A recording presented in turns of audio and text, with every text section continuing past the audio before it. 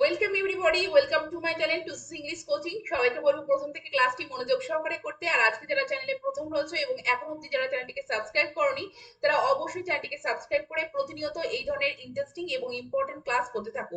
তো আজকে একটি ভীষণ ইম্পর্টেন্ট টপিক নিয়ে আমি আলোচনা করতে চলেছি, সেটি হলো অ্যাজ। তো অ্যাজ আমরা শুধু হিসেবে অর্থেই ব্যবহার করি, কিন্তু অ্যাজ আমরা বিভিন্ন ভাবে আমাদের লেখাতে এবং আমাদের বলার ক্ষেত্রে আমরা অ্যাজ ইউজ করতে পারি। তো হিসেবে অর্থে তোমাদের একটা আমি উদাহরণ দিতে পারি, he is known as an well নার্ন পারসন বা he is known as an esteem person. কিন্তু অ্যাজ এইটি হিসেবে ছাড়াও আমরা বিভিন্ন ক্ষেত্রে অ্যাজ এর ব্যবহার আজকে ক্লাসের মাধ্যমে আমরা দেখে নেব। তো চলো আজকে দেখে নিই অ্যাজ আমরা কি কিভাবে ইউজ করতে পারি। দেখো, অ্যাজ হিসেবে ছাড়াও আমরা কিন্তু মতো অর্থে অ্যাজ ব্যবহার করতে পারি। যেমন দুজনের মধ্যে যদি কম্পেয়ার করি আমরা, সেক্ষেত্রে আমরা কিন্তু মতো অর্থে অ্যাজ ব্যবহার করতে পারি। কেমন ভাবে? Rima cannot run as fast as Rina. অর্থাৎ রিমা লিনার মতো জোরে দৌড়তে পারে না। তো এখানে রিমার দৌড়ের সাথে লিনার দৌড়ে তুলনা করা হয়েছে এবং মতো অর্থে অ্যাজ ব্যবহার করা হয়েছে। She will soon be as tall as her mother. সে খুব শীঘ্রই তার মায়ের মতো লম্বা হয়ে যাবে। তাই এখানে দেখো তার সাথে তার মায়ের তুলনা করা হয়েছে এবং মতো অর্থে অ্যাজ ব্যবহার করা হয়েছে।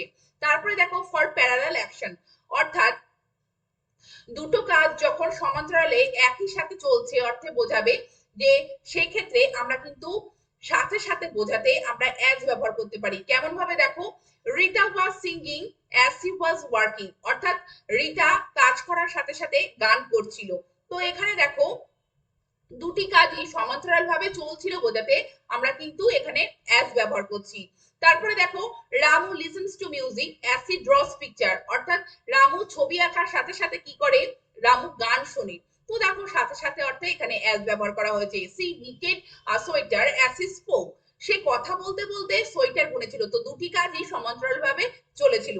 কয়েকটি দেখো, ফর প্যারালাল ডেভেলপমেন্ট, সেক্ষেত্রে আমরা কিভাবে অ্যাজ ব্যবহার করতে পারি? দেখো, as the sun rose the fog dissipated। অর্থাৎ যে সূর্য ওঠার সাথে সাথে কি হয়েছিল?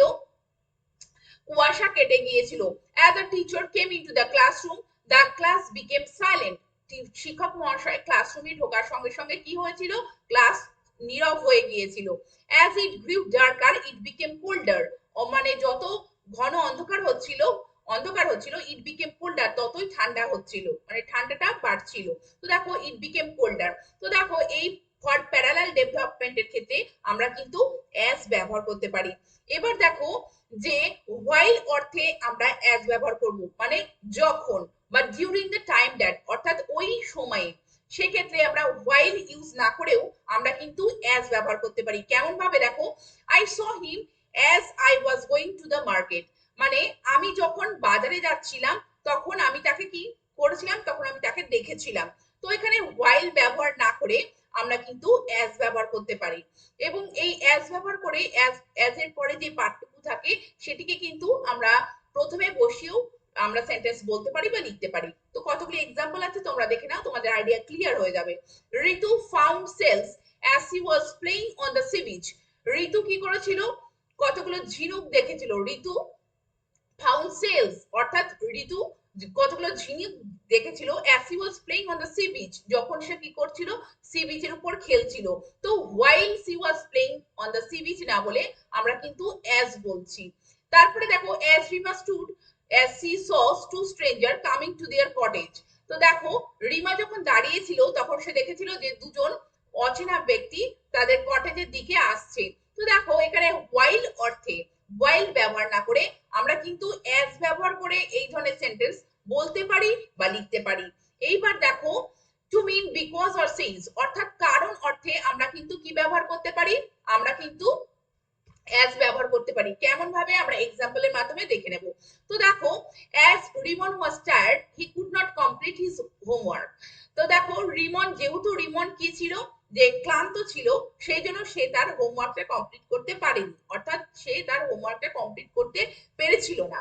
তো দেখো এক্ষেত্রে আমরা যদি বিকজ দিয়ে সেন্টেন্সটিকে লিখি বা বলি, সেক্ষেত্রে আমাদেরকে এইভাবে লিখতে হবে, Rimon could not complete his homework কারণ because Rimon because he was tired, because he was tired. আমরা কিন্তু সেন্টেন্সটিকে এইভাবে বলবো। তো দেখো পরেরটিকে, as he lives near your home, যেহেতু সে তোমার বাড়ির কাছেই বাস করে, he can help you with this task. তোমাকে সে এই কাজে সাহায্য করতে পারে। তো দেখো এখানে এই সেন্টেন্সটি তোমরা এভাবে বলতে পারো, he can help you with this task because he lives near your home. তোমরা কিন্তু সেন্টেন্সটিকে এভাবে বলতে পারো বা এইভাবে বলতে পারো, since he lives near your home he can help you with this task. পরে দেখো পরের সেন্টেন্সটি, পরের দুটি সেন্টেন্স দেখো যে আমরা অ্যাজ শব্দটিকে দুটি ক্ষেত্রে ব্যবহার করব, কিন্তু দেখো দুটির মানে আলাদা দাঁড়াবে। অর্থাৎ একটি দেখো প্রথমে সেন্টেন্সটি পড়লে তোমরা বুঝতে পারবে, as Soham save he thought about the coming interview. যখন কি হচ্ছিল, সোহম কি করেছিল, সেভ সেভ করেছিল, মানে সে সেভ করেছিল, he thought about the coming interview, তখন সে কি করছিল, সে তার কামিং ইন্টারভিউ সম্পর্কে সে ভাবছিল। তো এখানে দেখো ওয়াইল অর্থে অর্থাৎ যখন অর্থে এখানে কিন্তু অ্যাজ ব্যবহার করা হয়েছে। আর পরেরটি দেখো, as Soham shaved with an old blunt razor his skin was infected. যেহেতু যেহেতু সোহম কি করেছিল, একটা ওল্ড ব্লান্ট রেজার দিয়ে অর্থাৎ পুরনো পোতা রেজার দিয়ে সে সেভ করেছিল, সেই জন্য তার স্কিন কি হয়েছিল, সংক্রমিত হয়েছিল, ইনফেক্টেড হয়েছিল। তো দেখো দুটি ক্ষেত্রে আমরা অ্যাজ ব্যবহার করছি, কিন্তু একটির ক্ষেত্রে ওয়াইল, প্রথমটির ক্ষেত্রে মানে দাঁড়াচ্ছে যে ওয়াইল অর্থে, আর দ্বিতীয়টি ক্ষেত্রে বিকজ অর্থে কিন্তু আমরা অ্যাজ ব্যবহার করছি। তো দুটি ক্ষেত্রে অ্যাজ দিয়ে শুরু হলেও মিনিং কিন্তু আলাদা হবে, এবং আমাদের কিন্তু সেটি বুঝে নিতে হবে যে কোন ক্ষেত্রে আমরা অ্যাজ ব্যবহার করছি এবং কোন ক্ষেত্রে আমরা বিকজ অর্থে এবং কোন ক্ষেত্রে আমরা while অর্থে as ব্যবহার করছি। তো চলো এবার পরের টপিকটি দেখে নিই যে আমরা as কে কিভাবে ব্যবহার করতে পারি। দেখো, adjective plus as subject plus to be is used to mean though or although। অর্থাৎ as এর সাথে আমরা ঠিক এইভাবে adjective as এবং subject প্লেস করে আমরা though অর্থে বা যদিও অর্থে বা আমরা although অর্থে ব্যবহার করতে পারি। কেমন ভাবে দেখো, tired as he was he continued his hard task। তো tired as he was মানে though he was tired মানে যদিও সে ক্লান্ত ছিল, কমার মানে কি, তবুও he continued his hard task, তবুও সে তার কঠোর পরিশ্রম চালিয়ে গিয়েছিল। তো দেখো যদিও না বলে দো ইউজ না করে আমরা কিন্তু এই অ্যাডজেক্টিভ অ্যাজ, তারপরে সাবজেক্ট এবং তারপরে টু বি ভার্ব ইউজ করে আমরা দো এর মতো কিন্তু অর্থ বা মিনিং আমরা কিন্তু প্রকাশ করতে পারি। তারপরে দেখো স্ট্রং অ্যাজ হি ওয়াজ, যদিও সে কি ছিল, শক্তিশালী ছিল, হি কুড নট লিফট ইট, সেটা তুলতে পারেনি। তো এখানে দেখো দো হি ওয়াজ স্ট্রং আমরা কিন্তু এইভাবে বলতে পারি বা লিখতে পারি। তারপরে দেখো angry as he was he had to smile, যদিও সে রেগে গিয়ে রাগান্বিত ছিল, তবুও কি হি হ্যাড টু স্মাইল, তাকে হাসতে হয়েছিল। তো দেখো দো হি ওয়াজ অ্যাংরি এটি না বলে আমরা কিন্তু অ্যাংরি অ্যাজ হি ওয়াজ এভাবে আমরা বলতে পারি অ্যাজ ব্যবহার করার মাধ্যমে। Sad as he is he always has a smile on his face, মানে যদিও সে দুঃখিত তবুও সে সবসময় তার কিন্তু মুখে হাসি রাখে। তো দেখো এখানে কিন্তু স্যাড অ্যাজ হি ইজ, তো দো হি ইজ স্যাড বা অলদো হি ইজ স্যাড আমরা কিন্তু এইভাবে সেন্টেন্সটিকে বলতে পারি।